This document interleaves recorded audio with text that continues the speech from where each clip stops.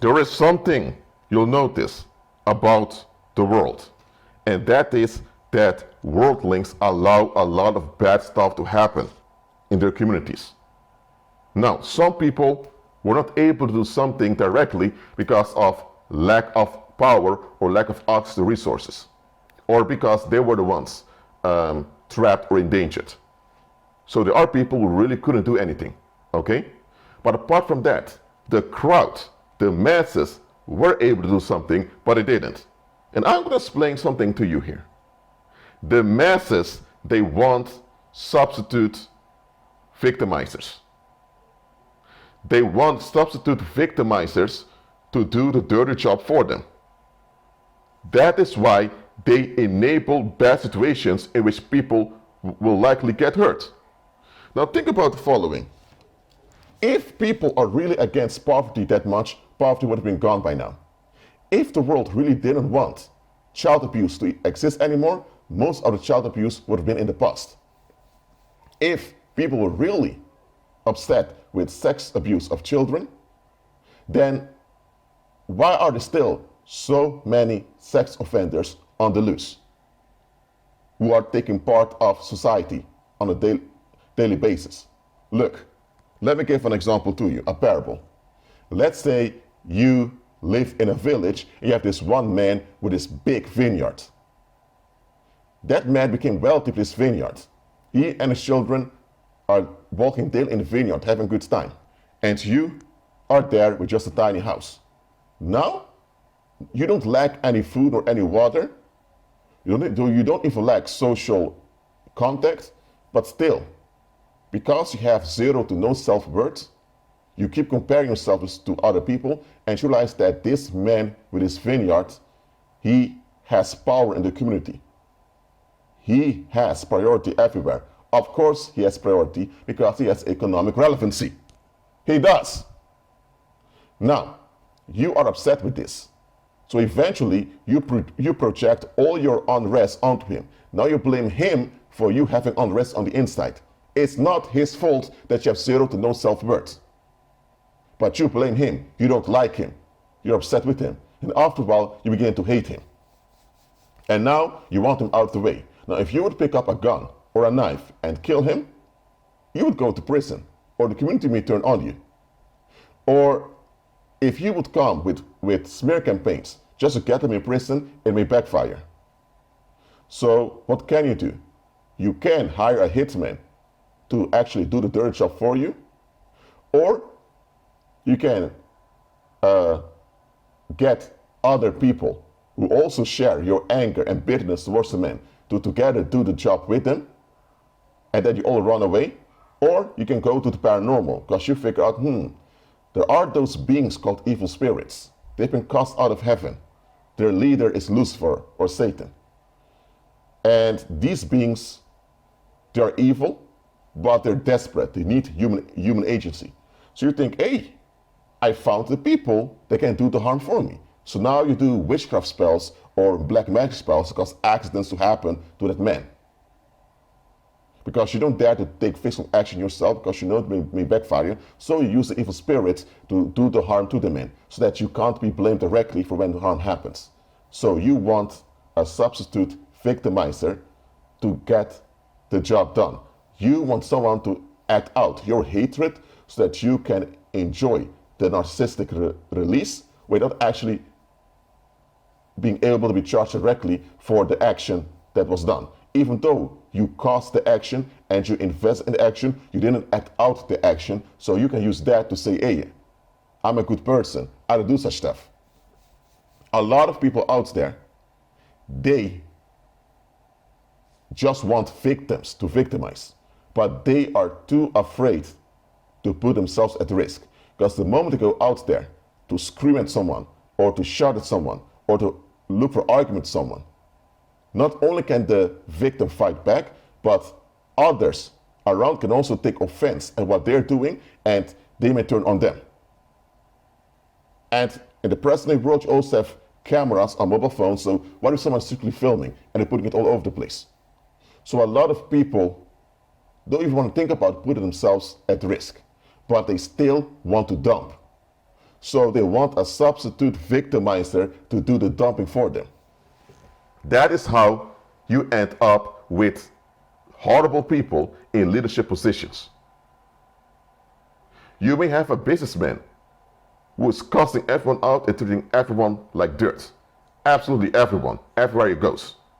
And that is his image, that he treats everyone like crap. Now, if a common individual out there in the street would do that, he would be attacked, he would be banned from all places, he will lose his job, he will be homeless very soon. So people that can't afford to openly escalate, they will look up to this businessman and see him as a kind of hero. Why? Because he is acting out what they want to do. And because he acts out what they want to do, they get a virtual substitute of them actually doing the harm themselves. That's how you get politicians who enact harmful policies. Why? Because the public wants to explode, but they don't want to deal with the harm that comes from exploding. And they don't want to deal with responsibility, having to deal with working on solutions. So they want some politician in office to do the dirt, so that when the dirt is done, they get the narcissistic high, but then they can also complain about what the politician done, and then they can play the victim and look for another politician to save them.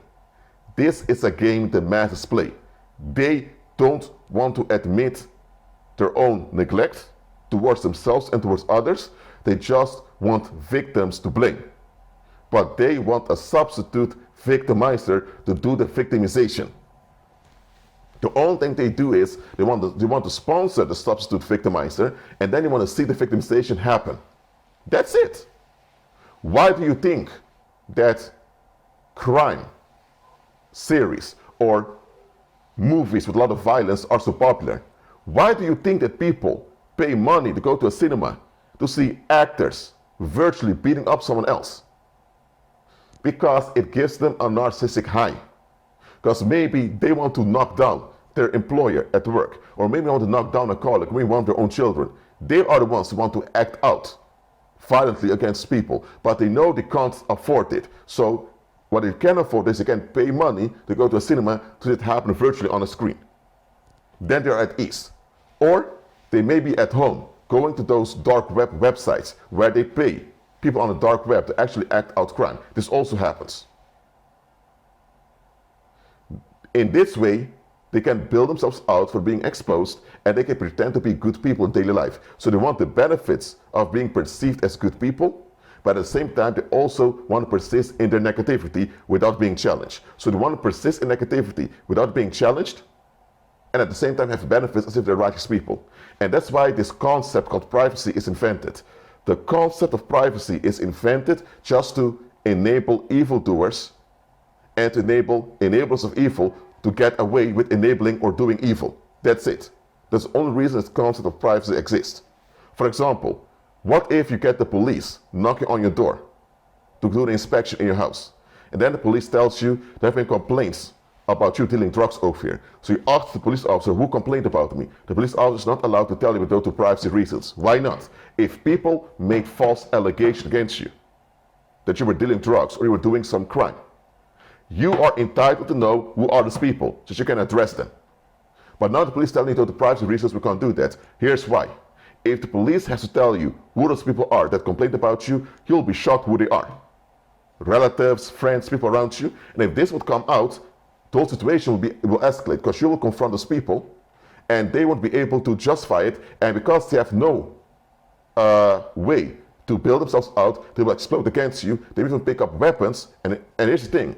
When narcissists are confronted and they have no way to escape the situation, they will escalate in the situation, and they will either kill you or kill someone else, or they'll just commit suicide publicly, or they will pick up weapons and begin to escalate, or they may begin to terrorize the neighborhood. So when narcissists don't get the relief, they explode.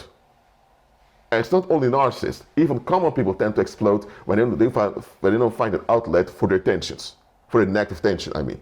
So that is why you have those privacy protocols in place just to protect situations from escalating. If people complain about you, behind your back. So instead of complaining to you, it shows you that what they're complaining about cannot be justified. If their complaint is valid, they could have addressed it with you in a constructive way. They could have told you, listen man, I'm not really happy with how you're treating people, but you know what? That's me. Maybe you have your reasons why you treat people like that, but you know what, let's talk about it, come to a solution. If they were good people, if they were righteous people, they would have come with a solution for the situation that would have benefited everyone. But no, a lot of people don't want solutions. They just want to act out to be relieved. And because they know that acting out in your face will likely backfire, they wanted to do it indirectly. And they wanted to use the violence of the police or the violence of the government or the violence of the courthouse against you just to get their anger out. And this is something that's done over and over again. Worldly people in general, there are exceptions, but in general, worldly people, they want substitute victimizers. That's what they want. And that's why they tolerate and even allow bad people to become successful. If people can block you on social media, if they can on purpose ignore you in the street, if they on purpose can rage against you, and sometimes even tell you to your face, I don't like you, if they can act out dislike and hatred towards you publicly, then they also have the ability to shut down evildoers. If you are able to escalate against someone by ignoring someone or looking angry at someone, then you also are able to deal with evildoers. And if the whole public does that, evildoers will be stopped. But they don't. They don't go out there to shut down evildoers. But they do go out there to look for people to dislike and to hate upon. Why? Because they're cowards who don't want to face reality and who don't want to contribute to solutions. They want to pretend like they are honorable people that are contributing positively. The reality is they are negatively charged, negative-minded, and they just want an outlet to build themselves out. That's how a lot of people are. They want substitute victimizers. That's why you will have people that will tell you some people are talking behind your back. Why? Because if they would talk to your face, you would be able to confront them, and they can't handle confrontation. And look at this. When people feel confident enough to explode in your face because they're willing to go further and actually kill you. Nobody is going to escalate in your face if you're not willing to go further and actually physically harm you. So don't wish for people to tell you in your face what they think about you. If what they think about you is bad, they should repent. If they have the courage to escalate in your face, it is because they're willing and confident to go further.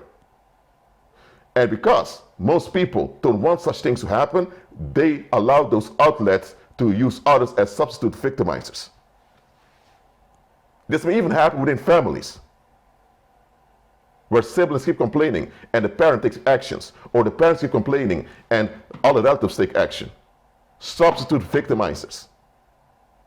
It is what keeps society going. Now you know what the role of the police is, or what the role of the courthouse is, or what the role of prisons are. It's not there to weed out bad people from the community.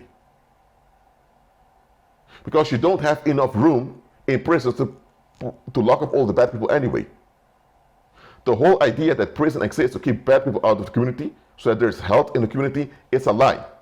And if I look at it from a practical, logistical point of view, you realize it's impossible. Prison, the courthouse, and the cops are there as substitute victimizers. Now they have to do some good things. There are times they have to pick up bad guys from the community just to give the illusion they're there to do good to the community. But the whole reason they are there is to act out the resentment of the crowd. That is why. Because if they don't act out the resentment of the crowd will lose it and you'll have meltdowns. And because nobody wants a meltdown, they want someone to do the dirty job for them. So don't let the world fool you by telling you that they want solutions. Don't let them fool you that they want to get rid of poverty, they want to get rid of crime, they want to get rid of child abuse or child molestation. Listen, if the world really wanted to get rid of all those things, it would have been done by now. The reason many of those problems keep afflicting us generation after generation is because the public is in on it. Some of those child predators out there that were caught, some of them were public figures, whether they were actors or I would say model agents, or they were news presenters. There are many public figures out there who have been caught with either child pornography or with child abuse. They abuse children. But then when you look at their case, you realize, hold on a minute. This individual has been abusing children for years or even decades. How come nobody noticed it? And then you'll figure out that some of the victims did speak out, but people simply didn't want to hear it. Why? Because the public was in on having victims around them. They wanted the narcissistic supply of having someone worse off than them. So that's why they allowed suspicious circumstances to continue.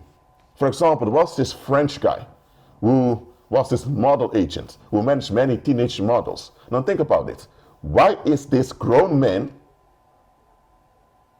all around teenage white girls all the time, whose bodies aren't even fully formed yet? And many of those women who used to be those teenage models came out and said, this man raped us, he molested us. And back then, nobody wanted to listen to them. But think about it, the fact that you see a grown man, most of the time around teenage girls who are not his daughters nor his relatives, and those teenage girls are dressed scarcely, the moment you see this over and over again, you should think this is suspicious. Something's wrong here. But the crowd endorsed the man. The man had a career. He made a lot of money. And even now in old age, people tell you to leave him alone. Even though there's evidence that, and there's even proof that he is guilty. Listen to what I'm saying here. Not all the bad people out there are endorsed by the crowd. Some bad people are acted out against. But there are those monsters who are endorsed by the community because the community wants someone to do the victimization. That's why. For example, if you were slandered by someone, if you were the victim of a smear campaign, and later you figure out this individual was spreading crap about you to other people and nobody stopped him, now you know those other people were in on it. Either those people also had issues against you, or they just wanted to have someone else being the target of negative attention. And those same people that did not stop the individual conduct the smear campaign are the same people who will pretend to be on your side and supporting you after it all comes out. That's how corrupt a lot of people are. They want the benefits of being righteous, but they don't actually want to be righteous. They want the benefits of being righteous while they operate like evil spirits. And demons see through this. Fallen angels, including Satan, they don't know this about the world. That's why Satan always seeks symbolic consent from the crowd before he and his demons do something. Because if Satan and his demons would just act out here and there will be intervention from the Heavenly Father very quickly. But if Satan gets symbolic consent from the crowd, if the crowd gets along with Satan's bullshit, now if the Heavenly Father wants to intervene, the Heavenly Father will have to kill off all those people. Because Satan would say, okay, Lord, I'm wrong, I'm doomed, we know that, but I won't be able to get away with this if those people will not be on my side. They won't enable me. So if the Heavenly Father then, because the Heavenly Father is righteous, if the Heavenly Father wants to deal with Satan, he would have to deal with all those people that enable Satan. And that would endanger the spread of the gospel. So Satan is using the symbolic consent of the crowd to do his destruction in the earth realm. And the fact that Satan can get away with so much harm shows you how many people are in darkness and how many people have no intention of giving up darkness. I'm keeping it real over here. So look, there are good people out there. There are people who are exceptions who will want to do good. And there are people doing good out there. They exist. Not all of the human species is rotten to the core. But there are many people out there who are either enablers of evil, because they don't want to face things, or they're actually evil doers themselves. That is why the world is the way it is. So, know the type of world you live in. So when you see anyone, when you see any evildoer or any horrible individual with positions of power, now you know that the crowd endorsed it. Now the crowd will complain about that corrupt politician. They will complain about that dishonorable actor. They will complain about that artist. They will complain about that pastor. They will complain about the monster in their midst, just to make them feel good about themselves, just to make them appear good towards others. But in reality, they endorse that individual being there. As long as they get the narcissistic high, they endorse it. So, do not fall for this hoax that people want solutions. In general, they don't. In general, they just want an outlet. So, anytime you see someone acting out negativity in public and nobody does anything about it, it's because the crowd is in on it. They're in on it. So they are to blame too, and they are responsible too. They are the perpetrators too. If you have, there's this saying in Germany, if you have one Nazi at the table and all the other people sit there at the table knowing there's a Nazi on the table, you have a table full with Nazis. If you have 10 people sitting at the table eating food and one of them is a Nazi and the other 9 don't remove themselves from the Nazi, then you have 10 Nazis over there. That is a saying in Germany. And even though it's just a saying, it shows fact about worldly people. If you keep involving yourself with dangerous people, if you keep involving yourself with people who've made plain they're not willing to change, that means you are enabling their reprobation. That means that you are responsible too when they act out and harm happens, because you are one of their sponsors. Plain and simple. Just because you openly oppose their actions and their evil behavior doesn't mean you're not enabling them. As long as you're not participating in solutions, you are participating in the problem. As simple as that. But the crowd wants to play the victim and they want to be seen as holy victims. That's what the crowd wants. They want to be seen as righteous victims instead of being seen as the perpetrators they really are. The violence on the earth continues because the crowd perpetrates it. As simple as that.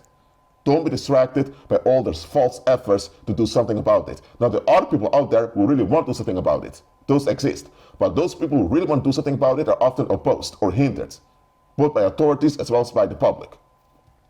So, know what you're dealing with. Put your trust in the Heavenly Father only. Only with Him there is real everlasting justice. Well, that's it for now. Keep on agreeing with Christ. Walk in love towards everyone, but don't walk in love with everyone, because not everyone is safe to walk with. Be at peace.